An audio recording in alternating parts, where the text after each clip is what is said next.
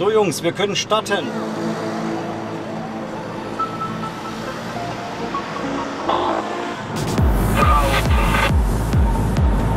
So, jetzt aufpassen beim Einfädeln, rausziehen, 3 Meter Abstand halten.